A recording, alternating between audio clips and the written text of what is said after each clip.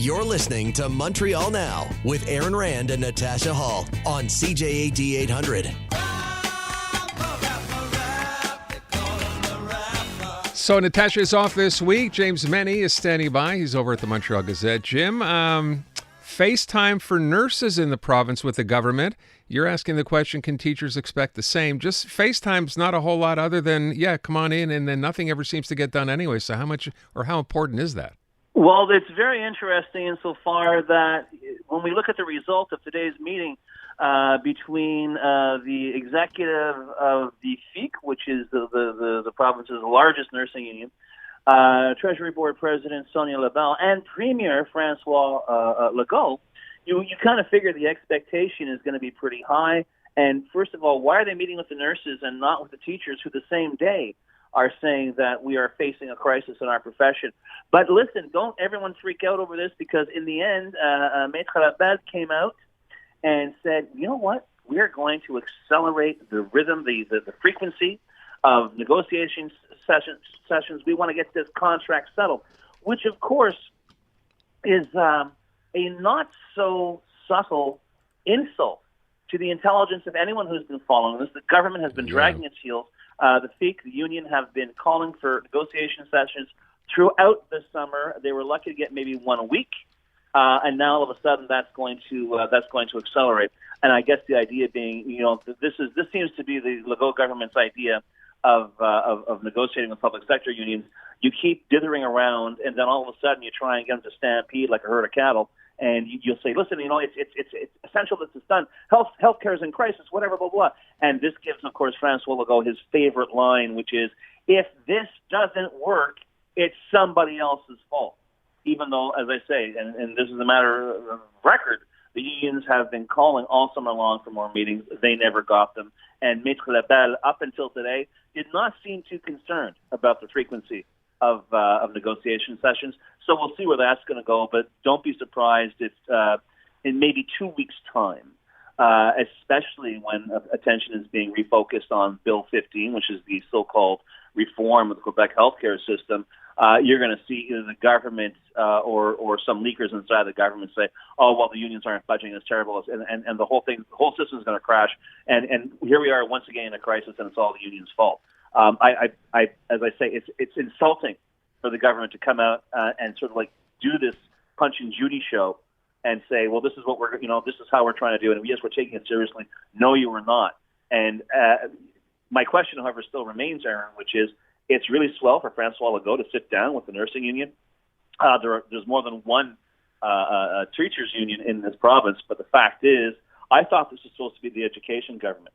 And when you hear the teachers unions say, as they've been saying for, honest to God, certainly for the course of this government, and for at least the last decade, where the worst paid working conditions are awful, we can't keep people here, it doesn't bode well. I don't care how many fancy little nationalist blue-colored schools Francois Legault wants to build and inaugurate. The fact is, if you don't have people there who want to be there, who are working, to actually give kids an education, you can have all kinds of cut corners and all kinds of new innovative techniques and blame the pandemic. But the fact is, the education system in Quebec has been a shamble for decades, and it looks like the last thing this government has as a priority is improving that situation anytime soon. To your point, though, Jim, I wonder if they can use that as their sort of defense, their block here to say, as you just said, this problem has gone on for decades. It wasn't a CAC problem, to begin with. It was a problem that had existed in the system. They say, well, we're doing what we can, but look at what other governments have done. They're the ones who let it get this way. But, this is, and the reply to that, though, honestly, and I'm not trying to be flip here, we hired you guys to solve this problem. To fix it, sure. You knew what this problem was. And you had, it's not as if you had said, our real focus here is business and increasing the economy. I remember 2018, we were talking about this on the show. This was going to be the education government. Yeah.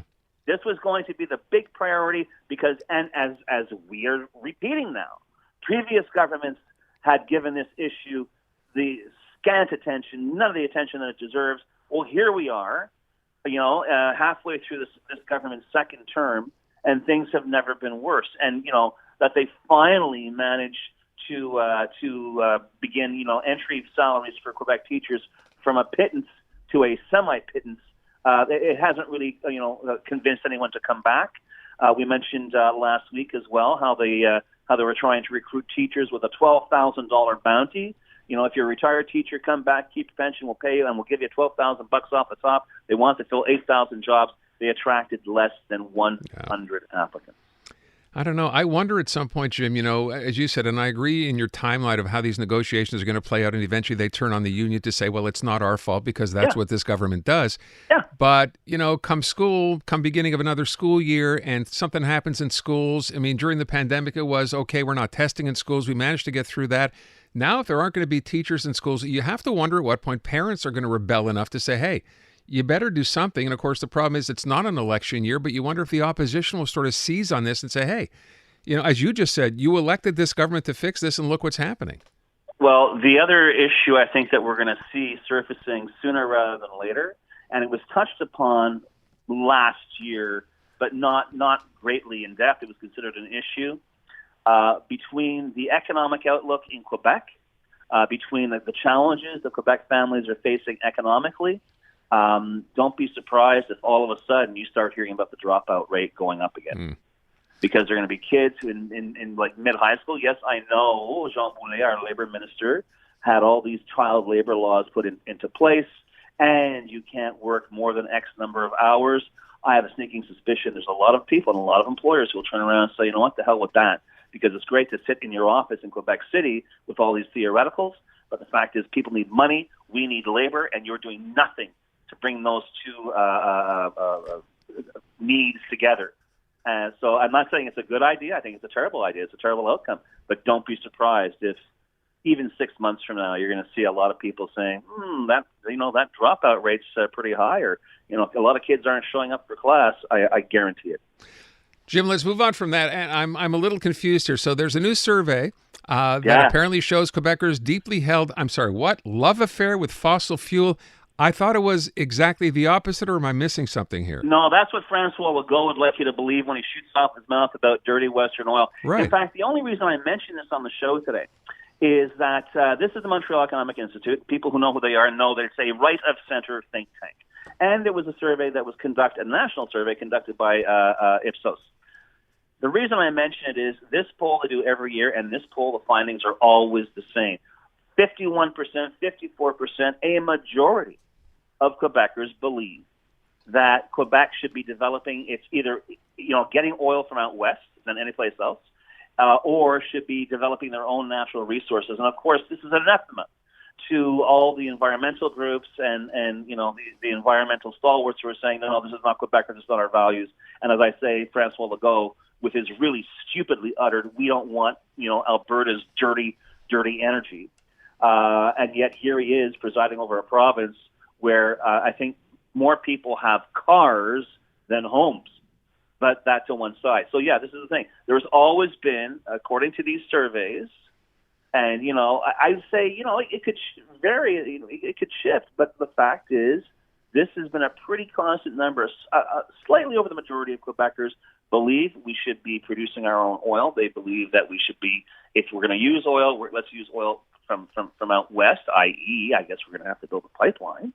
And so on, and this double conversation that we have in Quebec, how on the one hand we fancy ourselves these environmental paragons, and look at us, don't talk to us about your filthy fossil fuels, and as we're saying that, we're actually gassing up our F-150. Yeah. That's pretty much the image here that's being projected by Quebec, and you really wonder how many more crazy summers, how many forest fires, how many heat waves, how many downpours. God knows what the winter is going to be like, but how many more interesting climactic results are we going to have before people realize we got to get out of the oil business? I want to ask you one last thing, not to do with this, but just give me a really quick take here. I'm kind of looking at all this pushback now against the announcement that, Quebec, I think Michael Sabia said it a couple of weeks ago, would at least look at, consider the possibility of restarting, Gentilly, and people don't even want to hear that we're going to even look at that. What's your reaction to that? Because I'm not sure about why this is even happening. This is a knee-jerk reaction that basically goes back to the 80s, right? That was when, there was a 3 Mile Island. And it's 50 years later. Sorry? It's 50 years later. you'd be surprised if something's going to stick to a particular industry. And it wasn't just here. It was like, but all that said, maybe Quebecers would be interested in knowing, if you're worried about radioactive fallout, there are 3 functioning nuclear reactors in Ontario right now that are providing electricity for the province of Ontario. So, you can talk all you want, the same level of hypocrisy. I don't think we should go with atomic power, but you know what? I need more electricity and this and that and blah, blah, blah. You can't have it both ways. You can't get rid of fossil fuels and not replace it because your energy hunger is what's driving this need anyway. So really, I think the bottom line here, and it's going to be very difficult to assess whether there actually has to be a conversation of consciousness among Quebecers. You can't have it both ways. Yeah. I know the hypocrisy. Yeah, I think we should have all kinds of social services, but no, don't raise my taxes. That's not how it works. And you can't get rid of fossil fuels and expect to have the same lifestyle without an alternative, a cheap alternative.